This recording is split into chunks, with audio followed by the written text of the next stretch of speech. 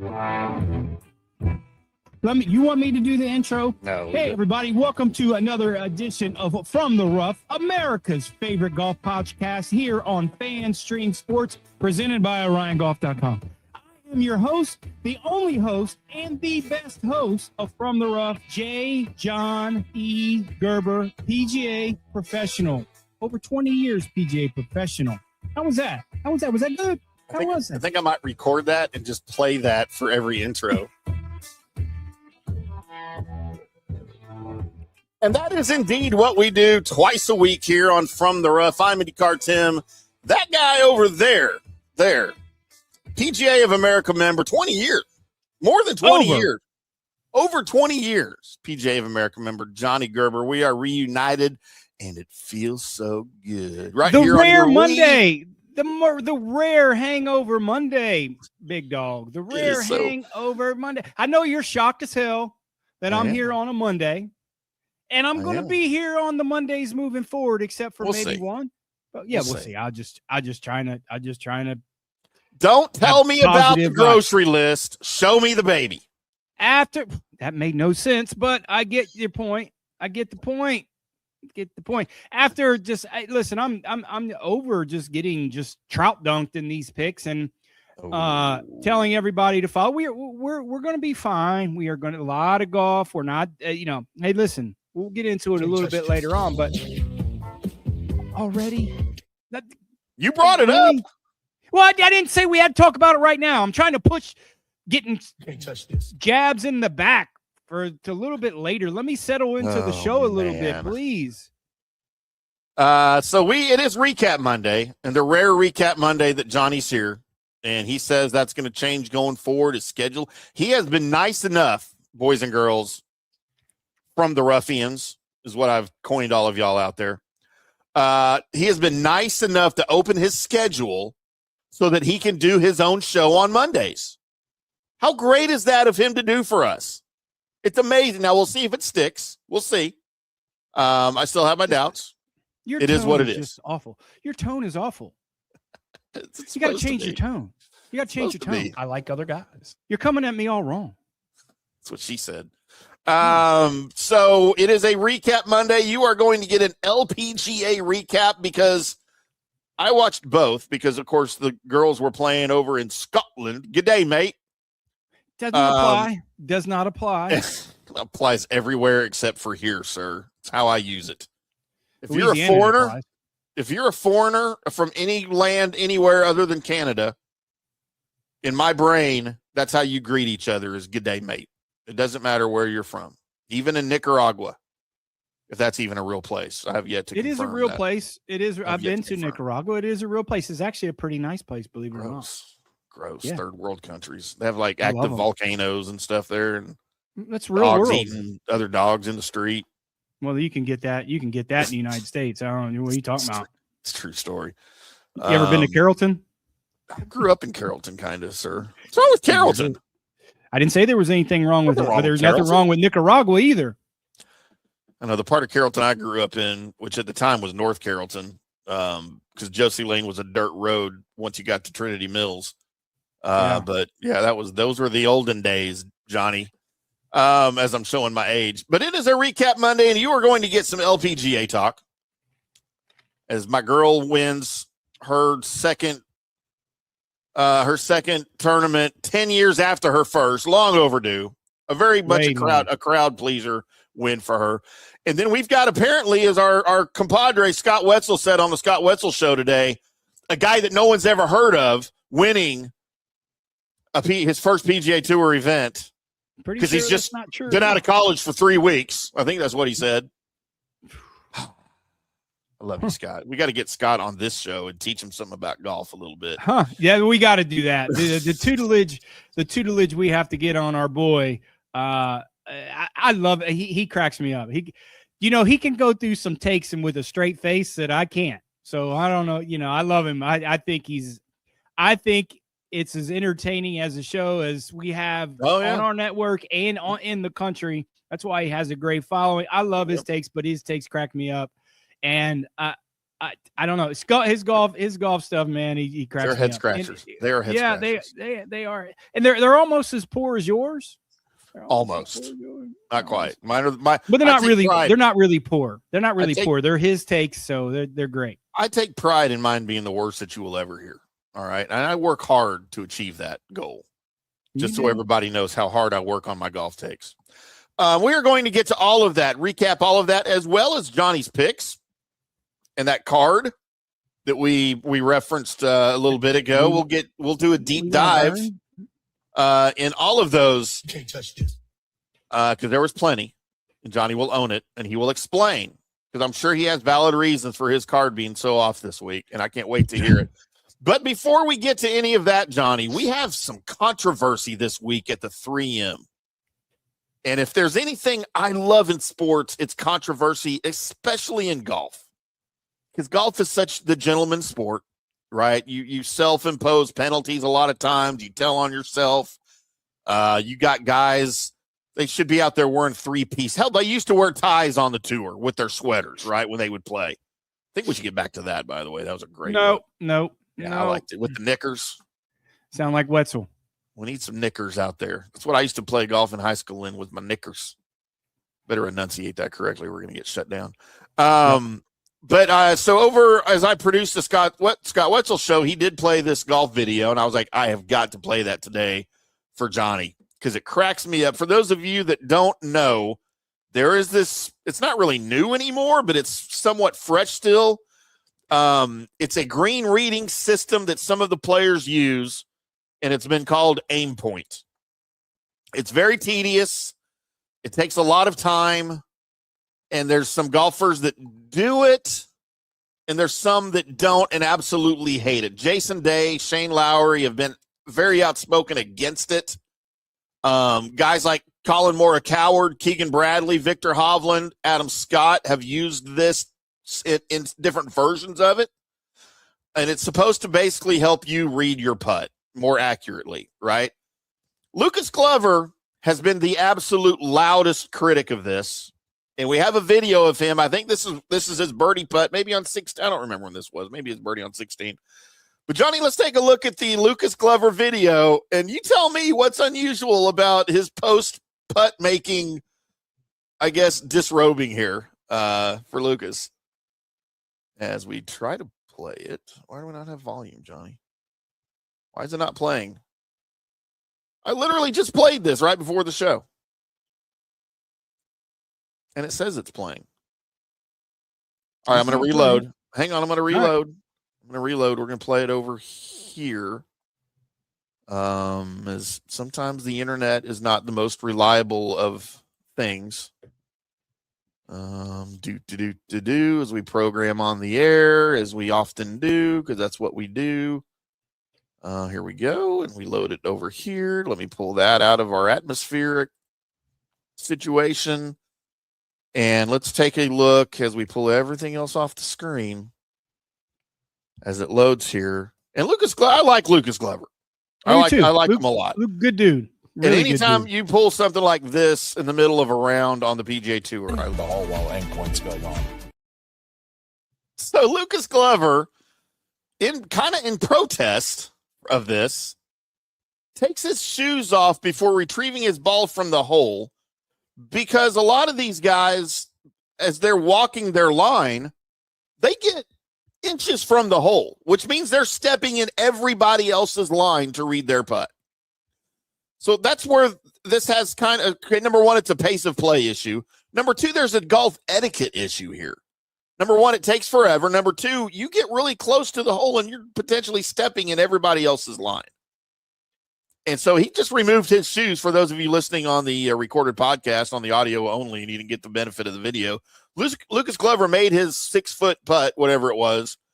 Before walking to the hole, he walks completely off the green, removes his shoes, walks over and retrieves his ball, walks back over to get his shoes, the opposite direction, and then carries his shoes to the other side of the green where his bag is to put his putter back in his bag and put his shoes back on. Johnny, what are your initial thoughts on this? Okay, two things so we'll go backwards a little bit. The players aren't walking in other players' line. They're not doing that. So they get extremely close to the hole, yes, but they're very conscious of not walking in your line. Even though you can tap down spike marks or marks, but you can't tap down. Well, it's impossible to. The impressions of your footprints, certainly, especially when it's soft. Now, Lucas Glover is 6'3", 220 pounds, so he's a big guy. Is he making a point? Yes. What point is he making? Like, I'm not sure what point is he making, because the players aren't stepping in, unless it's just certain players are just blatantly stepping in another player's line, thinking, oh, well, you can tap it down no matter what. But the players don't step in each other's line. They don't. They're very conscious of not doing that. Now, if they do that, then the players are going to call them out on it, or they use aim point aim, turd aim, whatever it may be. That's it. So the premise of aim point, I know it very well. I don't use it. I'm a little bit old school, but you start to feel the in your feet. Right. That's how they do it. And then they use the finger to decide how much it breaks left or right. Well, it's nothing different than, first off, you go into a putt and you kind of sit over on your feet and decide the general direction of which way it goes. Whether it's left to right, right to left, downhill, uphill. Okay. It doesn't help downhill or uphill aim point. And then when you decide which way the putt breaks, you'll close your whatever your non-dominant eye is, and you'll put a finger up. So you'll see kind of which way how much a general vicinity that putt will break. Now, a finger is however you determine in inches. Every player is a little bit different when it comes to that, but it's no different than a plumb bob that I use to where that. Listen, I can visually see which way, for the most part, which way a putt breaks. But when I get up, that's part of the analyzation of your 45 seconds, and then I'll use the shaft and do the same thing as opposed to fingers with aim point. That's what you do. Now, here's the. I've always done the shaft. Like, that's how I learned to read putts, was on the shaft. That's called plumb bob back in the days. That's what you'll see, and whichever side of the hole you see the cup, that's way it's which way it's going for the most part. Now, there must have been some sort of incident that someone was just pounding around Lucas Glover's area of putt. So I think his playing partner that day was Joel Damon. And that looked like Joel on the green. Yeah. So I don't know if, because that was my thought too. Like this might be a local protest, with whoever he's playing with, maybe did something. It was my initial thought. And Joel Damon can be a bit of aloof anyways, right? So, but there's no PGA Tour player that's walking in people's lines intentionally. I'm just telling you that doesn't happen. It doesn't. Yeah. Or you're going to get called out on it, or a rules official are going to say it doesn't happen. Now, getting close to the hole, it's a little close to it, but they're not stepping in people's line, even though you can tap it down. So, I don't know what it is. I thought it was kind of funny. Lucas is kind of fed up. Now, is Lucas kind of fed up because over the past 3 weeks, he's probably played the best golf he's played in a long time and still hasn't won and having those opportunities. So is he fed up with his performance, or just, I don't know. That's something that I wish I was at 3M in Minnesota covering, because I would have asked him that question in the media center or after his round. Why did you do that? So I don't know. It's did they ask him after the round why he did it? I mean, I didn't see any coverage of this. I didn't either. So, who knows? But I will tell you, they're not walking. The tour players are not walking other tour players' line to read aim point. They're not. He was probably pissed that he went 70, 69, 66, 68 and finished 11 under and still tied her at 34th. That's what happens on a golf course. That's what happened. But look, this kind of boils down to the critics of it say that it looks ridiculous, it disrupts other players, and it makes already slow rounds even slower. The people that defend it say that it's effective, it's legal, and banning it would punish the method instead of punishing players who abuse the clock. My take on it, from what I've seen, is I can certainly see the benefits of it. It does look ridiculous, but aim point itself is not the villain here. Overall slow play is the villain, all right? If you start putting guys on a clock, on an enforceable clock like they did in Major League Baseball with the pitch clock, by the way, which was always there. It's been there 100 years. It was just never enforced. You put players on an enforceable clock. They can read the green however the hell they want, with their feet, with their fingers, with a freaking Ouija board. I don't care, as long as they hit the putt on time. And I think that solves everything. Both perspectives are correct, and both perspectives could be wrong. Sure. Right. So you're 100% on point of saying that, yeah, the issue is the slow play. So theoretically, when it's your turn to play, you have 45 seconds per shot. What it is, 40. Ryan Fox, he has 8 seconds. That's I mean, you only need 6. Yeah, I mean, and obviously it's a little bit longer when you're on the green, but you need to be prepped before you putt. I mean, some of these guys, it's utterly ridiculous when it's not so much for the most part with these guys hitting shots, but when they get on the green, they're ridiculous. Yeah. And that's the issue, right? More so than anything else. You have 45 seconds when it's deemed your time to hit a golf shot, whether it's a putt, a driver, doesn't really matter. You're deemed 45 seconds. They're taking way longer than 45 seconds. When you're ready to, when you're playing in a competitive round of golf, all your prep work is done while the other people are playing. You just can't get in their way, but get your reads and your prep work. And then when you get ready to go, you go. Like, don't start your prep work when it's your time to go. That's stupid. And I promise you, it's going to be addressed, and it's a massive problem. And it's been a massive problem for other things on the PGA Tour in terms of they're just now starting the player conduct. I think that's incredible. Absolutely needed for a long time.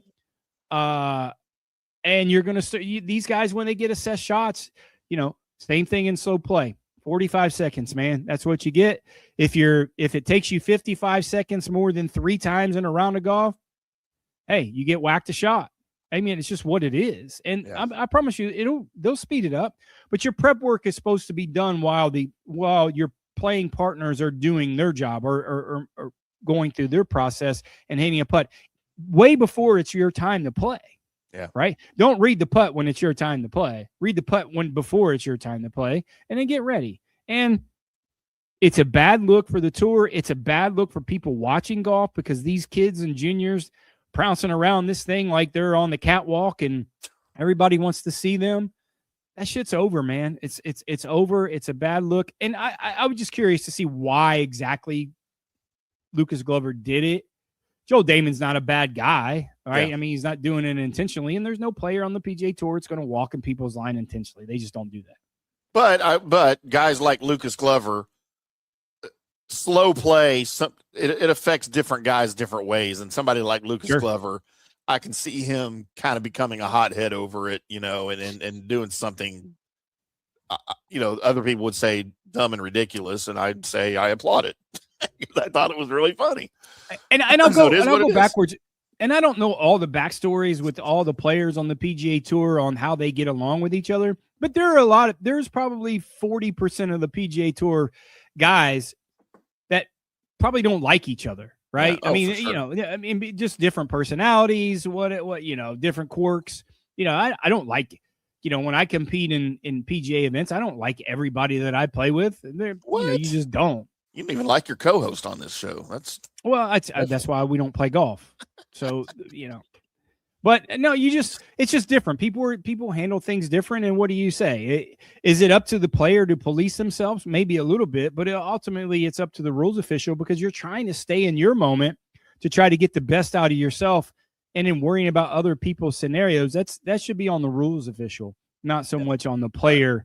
Kind of doing it on themselves. Lucas Glover is never going to be tagged for slow play. He does everything fast, right? I mean, his whole life is fast. So, we'll see. I'm just curious to see why he did it, and I haven't heard anything yet. Yeah. Well, let's head over to Scotland while everybody contemplates AimPoint, where Jenny Shin finished at 9 under and conquered 4 days of golf that appeared specifically designed to ruin everybody's weekend. It was similar to what we saw in the men's Scottish Open. Maybe a little chillier, I think. Man, they were all bundled up over there with the ear covers, and I didn't want to say earmuffs, with the ear covers. Dundonald Links. By the way, I didn't realize it was literally next door to Royal Troon. Were you aware of this? Yes. So one of my favorite things to do before a tournament, especially over in Europe, is I'll go get Google Maps, right? And I want to look at the course and I want to see kind of what's adjacent to it, where the water is. And that's kind of how I get a feel for the course itself. And I'm sitting here looking at Dundonald Links, and just to the south along the coastline, there's Royal Troon. And I'm like, holy crap, why don't they just go play Royal Troon? Well, there's more golf courses there besides that. That's the one you initially recognize. That's what I recognize. Yeah, for sure. There's a lot of golf courses in that area right there. But yeah, wind was an issue here. Obviously bounces on the almost said pavement, but sometimes that turf is pavement.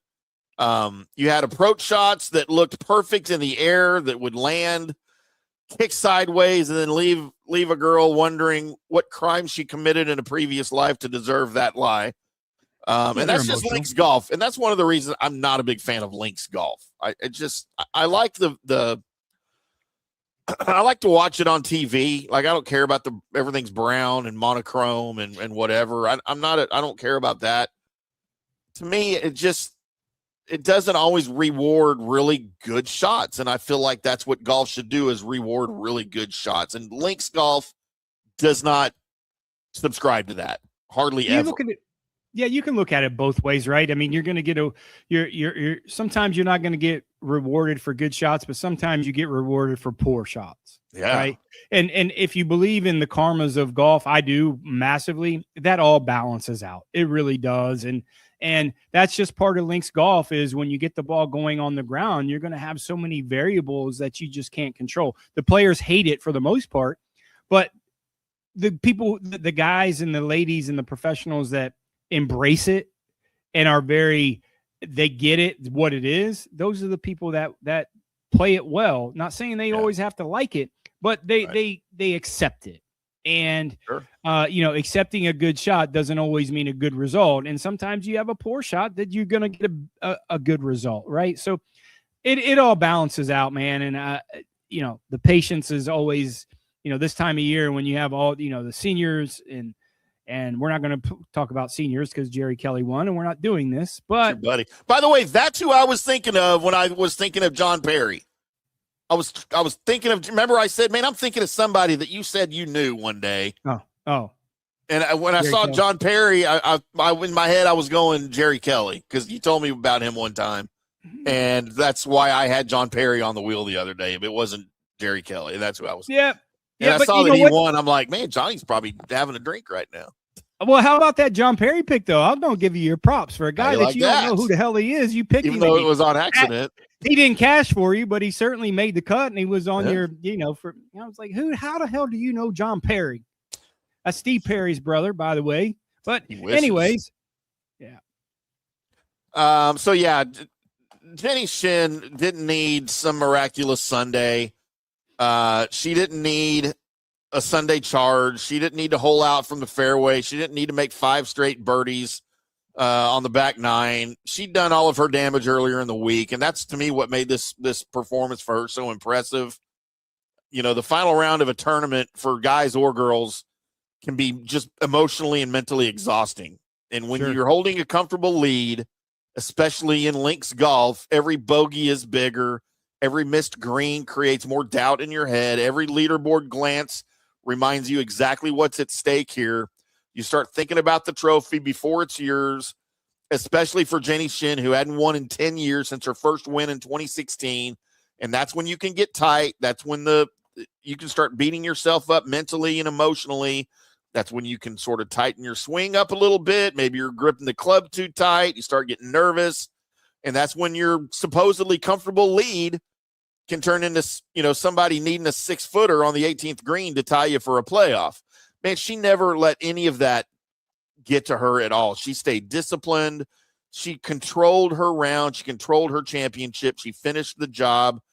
You had Leona Maguire right behind her. She had 5 birdies on the opening 9 on Sunday, chasing down Jenny Shin. And that would have been enough, man, for her to look back and look at that leaderboard and go, holy crap, here it comes. I haven't finished one of these things in 10 years. But here she was, man, and she did not blink. And I was very impressed with her performance, with her game, with her play all weekend. I'm look, I said this on Wednesday. I think I said it on last Monday's show by myself. I'm a big fan of this LPGA, man. I think the competition is amazing. I think a lot of these girls are really, really good. And overall, top to bottom in an LPGA field, they might be better top to bottom than the men on the PGA. They're certainly in the fundamental golf swing wise, they're certainly more fundamental than the men just because of the physicality of who they are compared to men. But let me go back a little bit and talk about Jenny Shin, and someone that hasn't won in 10 years. And you put the other variables in there, like the weather and cold and playing links golf and the unpredictability of the bounces and things like that. Those are just a couple added things that she had to kind of overcome to do this. Yeah. That part was probably a little bit more impressive to me, and a couple extra variables as opposed to, playing in Florida in November and the weather is perfect and you don't have to deal with other things that might be, darts coming at you. It was impressive, especially when you doubt yourself after 10 years of, am I going to win again? And then you have the weather, and then you have playing links golf and bounces that might not go your way. And, those extra variables, like I said, it's probably the most impressive thing to me. And she wasn't, she was very lucky that she had she had 4 or 5 shot lead going into the last round to maybe have a little bit of cushion, but she didn't go backwards. Nope. Right. She kept to her game plan. She kept her patience. And that's the main thing that you have to do in inclement weather and in a situation like that. But yeah, good for her. I mean, she's good for golf. If you watch her, if you follow her on Twitter, I do follow on Twitter. Mm-hmm. She's a good follow. She's very entertaining. She's easy to look at too. I'm not going to complain. She's done well. And 10 years, that gap of 10 years. So you figure 10 years, probably 200 events. Yeah. Since she's won, I mean, you doubt yourself. Can you really do it? I mean, and especially she did, and good for her. And to do it over there at the Scottish Open like that, I'm sure that was just. And they got another week at playing in the Ladies British Open this week, and it wouldn't surprise me if she plays well again. Mm-hmm. Yeah, I've always said sometimes the most impressive victory on any tour is the one where everybody spends Sunday waiting for the leader to mess up, and she doesn't. And that's exactly how she took it. So it is what it is. Yeah, we're gonna do some more. I think after in the probably the fall and the winter when you have some events, and maybe in the spring, we're gonna do some on-course reporting for some LPGA events once they get kicked off, because due to the they have a couple events down in Naples, a team event that we'll cover. They'll do something in January before the PGA Tour kicks off. So down in South Florida. So we're going to be on course a little bit more for some LPGA stuff, and I'm all for it. I am all for it. I think it's a thriving product. I think the changes, I think some of the changes that they have done to market and promote their players is fantastic, and I'm looking forward to covering it and getting a little bit more in depth in the LPGA Tour. A quick break before we get into Jackson Koivun's big win at the 3M Open. Before we head there, though, I need to remind everybody, if you're looking for smart, professional golf management solutions that take your course to the next level, head over to our friends at OrionGolf.com, your partner in streamlined operations, improved player experiences, and next-generation golf management. From scheduling and membership services to event coordination and strategic business solutions, Orion Golf helps facilities run smoother and more profitable every day. Orion's team understands what it takes to grow rounds, build loyalty, and elevate your golf brand. Whether you're a course owner, director of golf, or part of a club leadership team, their customized management tools and expert support are built for your success. That's OrionGolf.com, where smart golf management meets real results. Visit OrionGolf.com today. Discover why better golf starts with better management. OrionGolf.com. We're back after this. Hi, golfers. IndyCar Tim here. I want to talk to you a little bit about Golf Central Magazine. It's not just a golf magazine. It's the magazine for everything: turf, travel, philanthropy, and lifestyle. Head over to GolfCentralMag.com and check out the latest issue. Some of the regular features in Golf Central Magazine: the Golf Bachelorette of the Month, the Golf Bachelor of the Month, the Golf Cart Girl of the Month, Golf History, Grip It and Sip It. So head over to GolfCentralMag.com. It's free. It's the magazine for everything: turf, travel, philanthropy, and lifestyle. Golf Central Magazine at GolfCentralMag.com. We'll see you there. Sports fans, it's time to gear up. Head to fanstreamsports.com and check out our brand new merchandise store. We're talking bold t-shirts, 3/4 zips, hoodies, hats, mugs, and more. Everything you need to rep your favorite shows and your favorite crew. Whether you're rolling with the JP Peterson Show in Tampa Bay, From the Rough in Dallas, the Tim May Show featuring Clay Hall, or the Jeff Thidoff Show in Ohio, or any of our FanStream Sports original programming, we've got the perfect look for game day and every day. So don't wait. fanstreamsports.com. Click merch and grab your gear now. Wear the stream, live the stream. fanstreamsports.com. Hey folks, let me tell you about Bay Area Modern Medical Center, a very different kind of approach to primary care. Personalized preventative medicine, not a one-pill-fits-all mentality.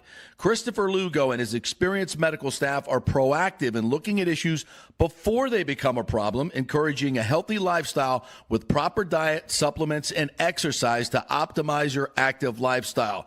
Rather than the impersonal, rushed approach, you will be the only patient and will have our full attention. That's new. Getting old is inevitable, but feeling and looking old is avoidable. Bay Area Modern Medical Centers are experts in anti-aging regenerative medicine that optimizes your body's performance in many areas. So call for an appointment to get started on a journey back to full health and a happy life with a new, modern way of healthcare. Call 844-977-3477 or go to BAMMC.com. That's 844-977-3477 or BAMMC.com. Today's show is brought to you by Tomstown, a premier craft distillery based in Kansas City, Missouri. Discover their award-winning lineup, including double oaked bourbon, botanical gin, and double grain vodka. Named the best craft vodka by the readers of USA Today. Available for online delivery in 40 states. Visit toms-town.com or their Kansas City distillery to explore more. Elevate your game with Tomstown, where history meets innovation. Please enjoy responsibly. Orion Golf Management Solutions. Orion Management Solutions has tailored its service packages just like it tailors its approach to customers. Some owners need more supervision, while others need periodic assessment of their short-term and long-term strategies and programs. Orion can be called in to develop a business plan with the existing staff, or we can assist with the daily management of a facility or event. Either way, we make sure the client is satisfied and understands the direction the facility needs to go in order to achieve the owner's goals. Orion Management Solutions can help with owner assistance service solutions, daily course management, business plan development, monthly operations, or as-needed consulting services. Whatever your need, Orion Golf Management Solutions can help. Check out oriongolf.com. Let's go. Right now, back to the show on FanStream Sports. Welcome back to From the Rough right here on FanStream Sports. I'm IndyCar Tim, that guy right over there, PGA of America member Johnny J. Gerber.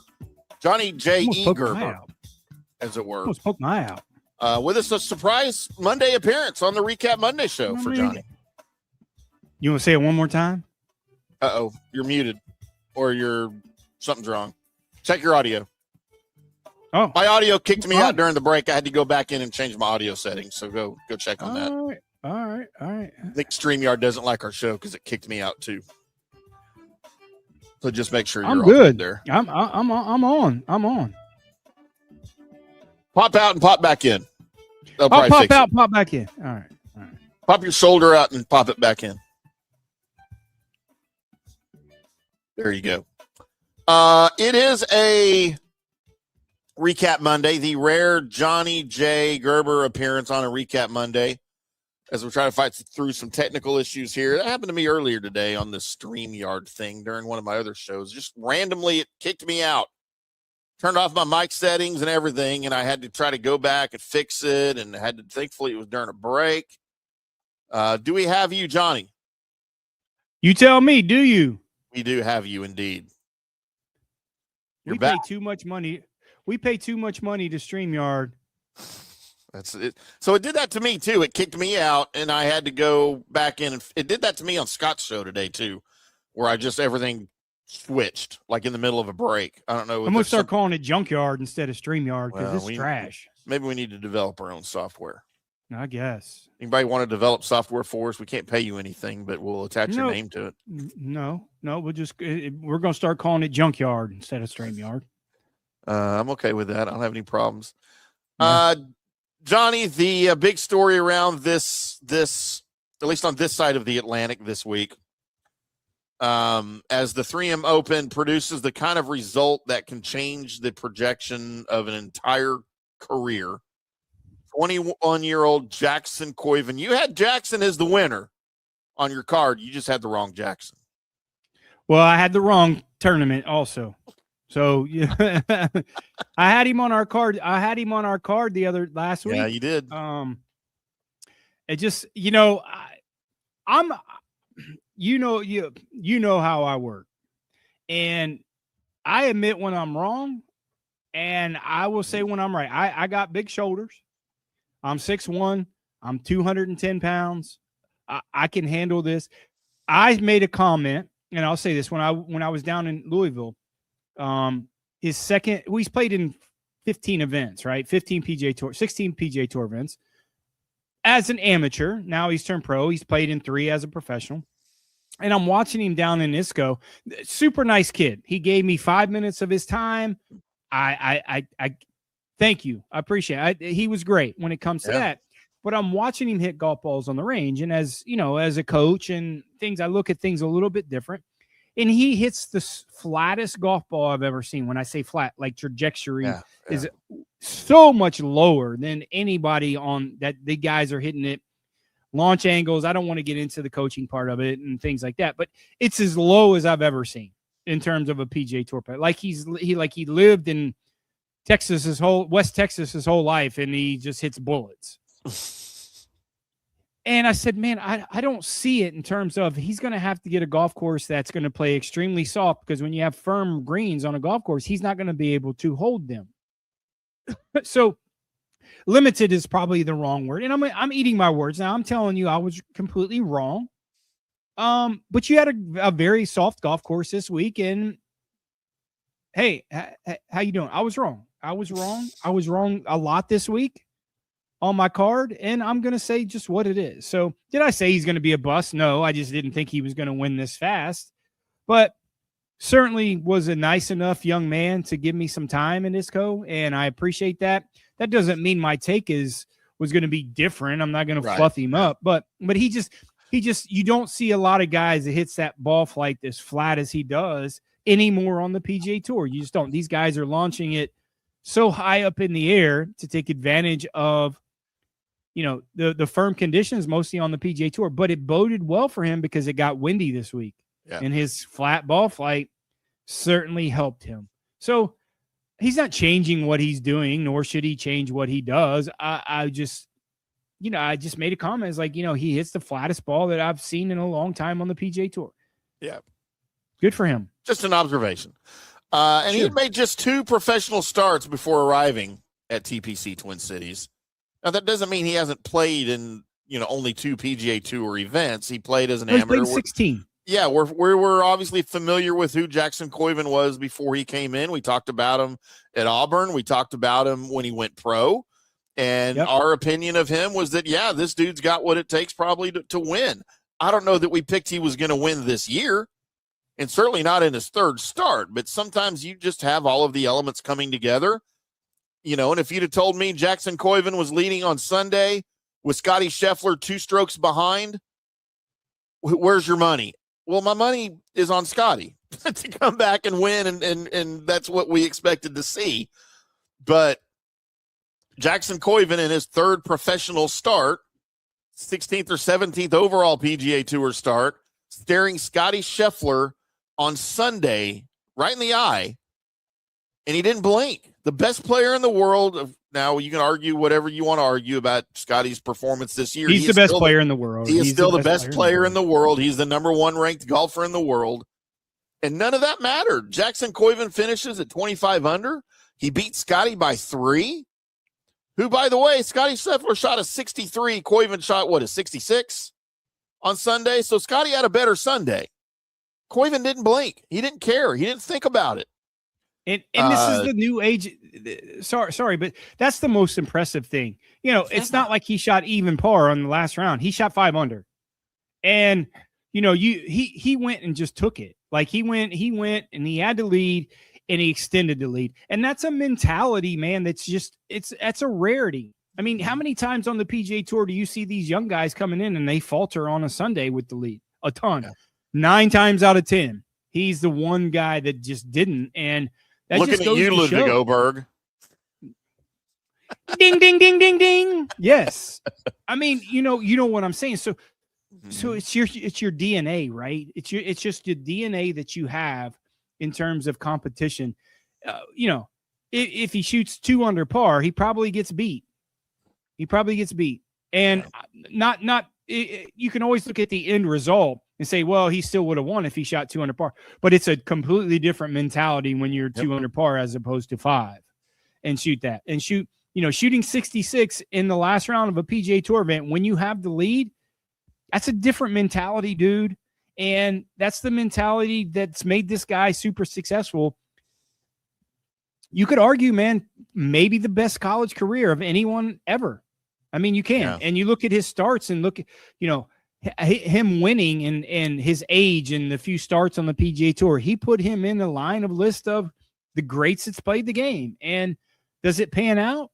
Yeah, I don't know. But if you look, I don't know if what you saw, what he did after the round of golf. He went fishing. Oh, yeah. I did see that. Yeah. He went fishing. Cool, calm, and collected, man. Did you also, like, it's a normal day. He's just strolling in Central Park. But did you also see how he handles himself after his rounds of golf, right? Hey, guys. And he walked down the line, say, listen, I'm not signing autographs yet. I'll be back. Let me sign my card. This is the first time. Let me get this over with so I don't forget or mess up shit or, I'll be right back. Totally focused. Yeah. I'll be right back. Hang it. And let me finish my work. Let me finish the job. And he sat out there for 2 hours. And he sat out there for 2 hours. Then he went fishing for an hour. You want to talk about perspective? It's pretty damn good, man. That's a pretty damn good perspective. And I like I said, I don't know the guy, but I know the time he gave me in ISCO, and I appreciated that when it was an alternate field event, right? No one was there media wise at, our media center. Hey, thank you, Louisville, for getting us in. Loved it. Wasn't a big event because it was the opposite of the Scottish Open. Right. I was there at 6:00 in the morning and he was too, and he gave me some time, and I don't forget about these things. And this is why, and we've talked about this off air. This is why there's so many great stories on Korn Ferry. Right, on the Korn Ferry Tour, is I like covering those events because I think those guys appreciate it. Guys covering them, and there's so many good stories and building those types of relationships as these guys kind of transition into the PGA Tour. That's another situation I'm looking forward to with FanStream Sports and covering the tours, is getting out and seeing some of these new stories and some, Koivun bypassed the Korn Ferry Tour because of the PGA promotion, which he should. And it shows that he did it. But there's so many great stories out there with guys like that and building those types of relationships. I'm looking forward to 2027 from the rough, FanStream Sports, covering some of these great stories like Jackson Koivun that you might not hear. And people wouldn't say, okay, what do you mean about a flat ball flight? Well, you don't see those things unless you're there. Yeah. Right? You don't see those types of things unless you don't you're see it on TV. It's hard to see that stuff on TV. Yeah. No, and it's great. Listen, it wouldn't surprise me if he wins again. It wouldn't, to be honest with you, Tim, it would not surprise me if they pick him for the President's Cup. See, that came up on the show on JP's show today. Somebody commented that, and I shot him down pretty quick, saying I don't think he has the experience for a President's Cup. But if you're hot, you're hot, right? And and that's kind of all that matters, I think. So I might have been wrong. Well, let's think about this for a second. The President's Cup is if you go backwards, do you think this guy is going to be on Ryder Cups? Eventually, yeah. Okay.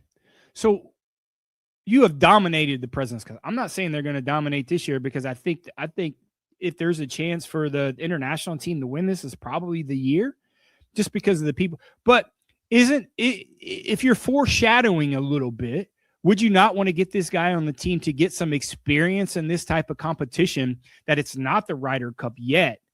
Thinking that's what they did with Scottie Scheffler. Scottie Scheffler never won a PGA Tour event, and they put him on the Ryder Cup team, right? They put him on the Ryder Cup team. Yeah, but does the Ryder Cup team care about the President's Cup team? No, but what I'm saying, it's bigger pressure on the Ryder Cup. It's a bigger event. No, for sure. So now you got the President's Cup that maybe you give some of these guys that thinking that, okay, they're going to be on future Ryder Cup teams, get them the experience now, right, on a President's Cup that they kind of foreshadowed with Scottie Scheffler. Yeah. And Scottie Scheffler never won a PGA Tour event when he was on the Ryder Cup team. And this is the President's Cup team. So I'm not saying it's a lesser event, but the stats and everything else will tell you it is a lesser event. What do you do? I mean, Chris Gotterup's certainly going to be on this team. Chris Gotterup's going to be on the Ryder Cup team. Yeah. Jackson Koivun, do you foreshadow? I mean, that's just certainly, and ultimately the players are that's on this team are going to vote on who the kind of the extra guys that they want on this team. Man, I think it's I don't think it's nearly as bold of a move of what you would think from the captain Brent Snedeker to put him on the team, to prep him for situations like this for next year's Ryder Cup team. If you certainly feel that this guy is going to be a stalwart on the Ryder Cup team for years to come, would you rather pick him or Jordan Spieth? Oh, right now there's no question. It ain't Jordan Spieth. So you understand what I'm saying. I mean, it wouldn't shock me.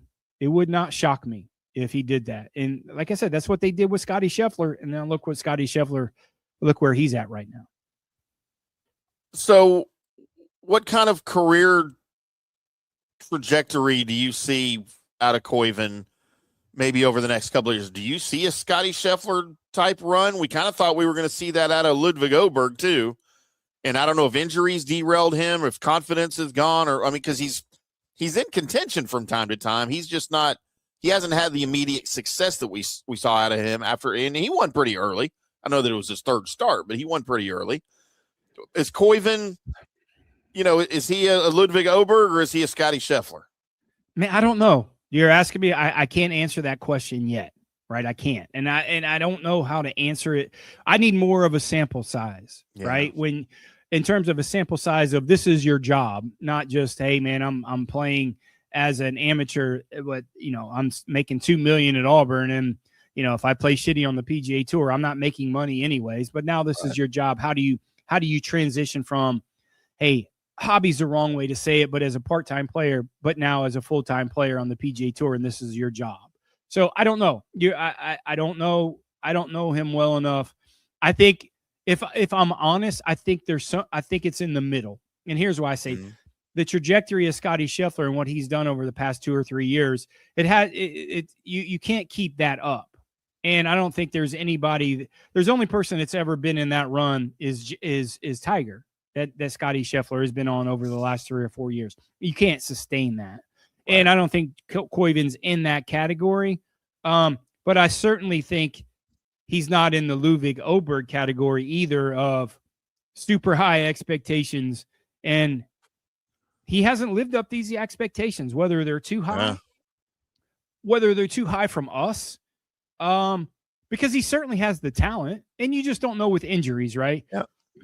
Listen, I mean, I'm going to be honest with you. The kid's 22 years old. He's a good-looking dude. There's temptations. Where are the priorities? Team around him. I don't know. And he's the only one going to tell you that. Yeah. So or not. Or he might not tell you. I don't know. Yeah, I don't know. I don't think that. Here's where I say, and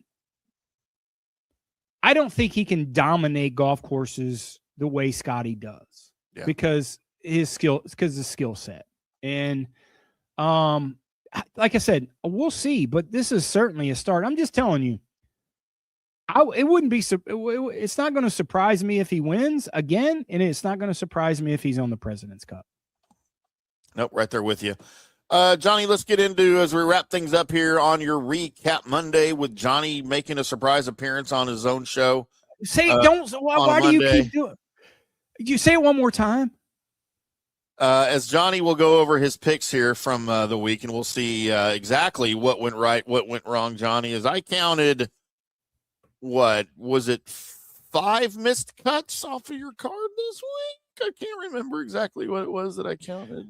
Well, thanks for everybody tuning in. I appreciate it. Thank you. Can't touch this. Can't touch this. Certainly all 3 of your winners missed the cut, as you had the wrong Jackson. Gary Woodland finished top 10, I believe, your ham sandwich. Yeah.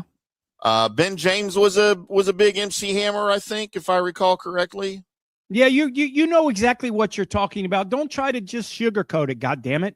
You know what you're talking about, and you just want to throw this shit in my face. Finau was a missed cut, I think.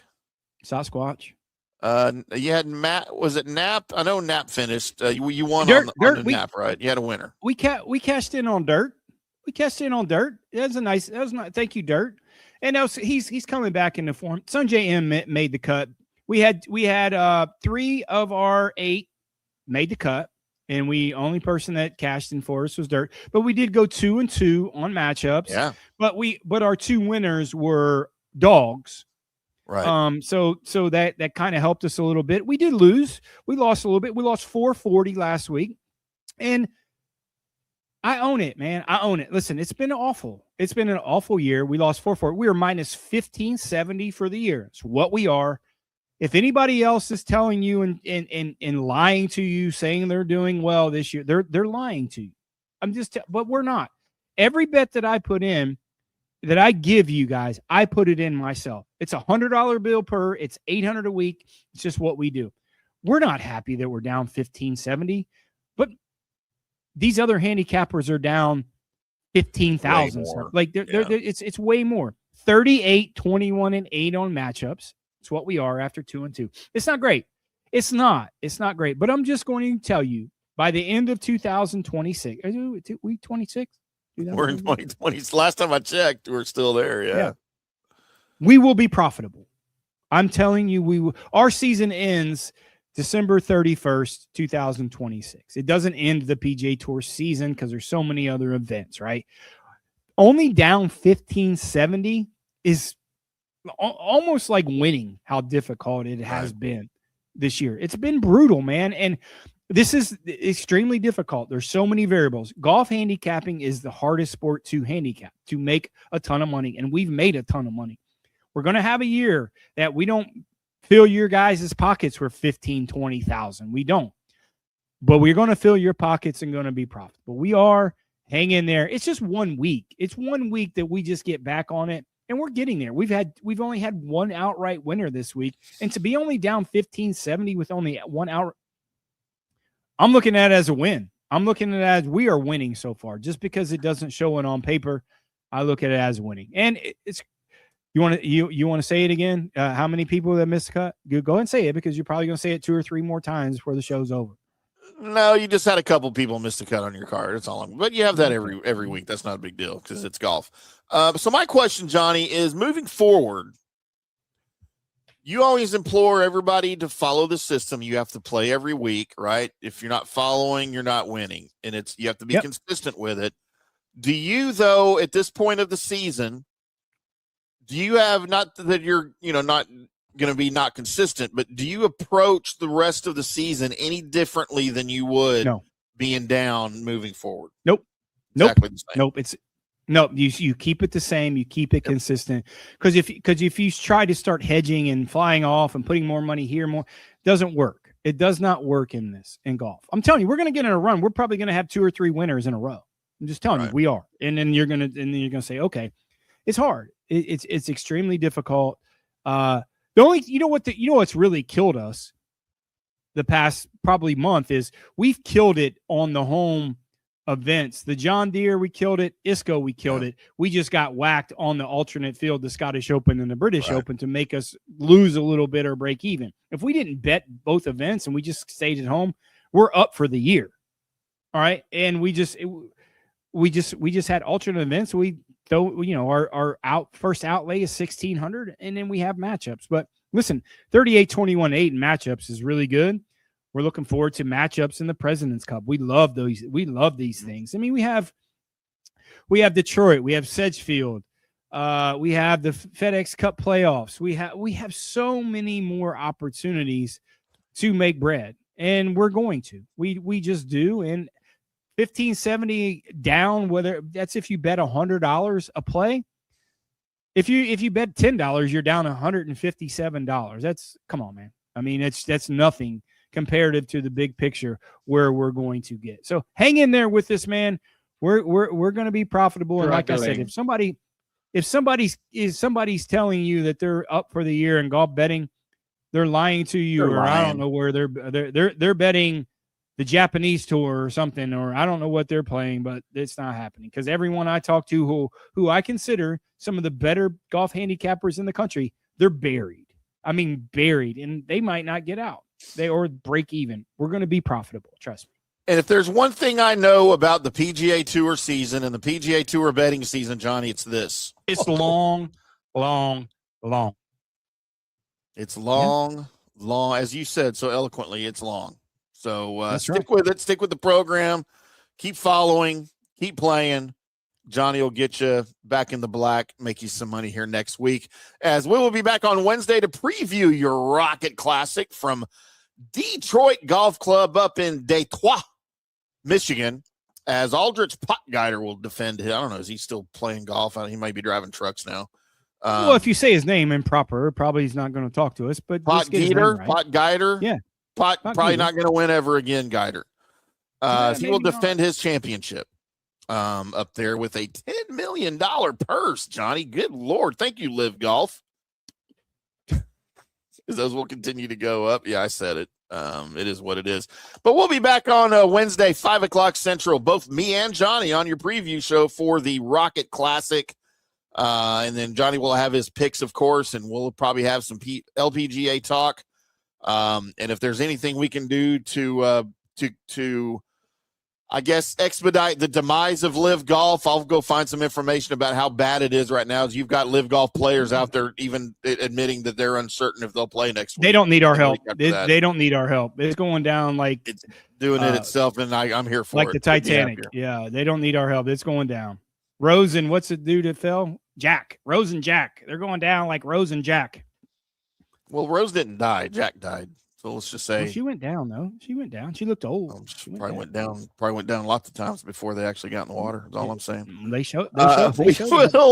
We will be back on Wednesday with more fun and frivolity and more golf talk with me, IndyCar Tim, and his show.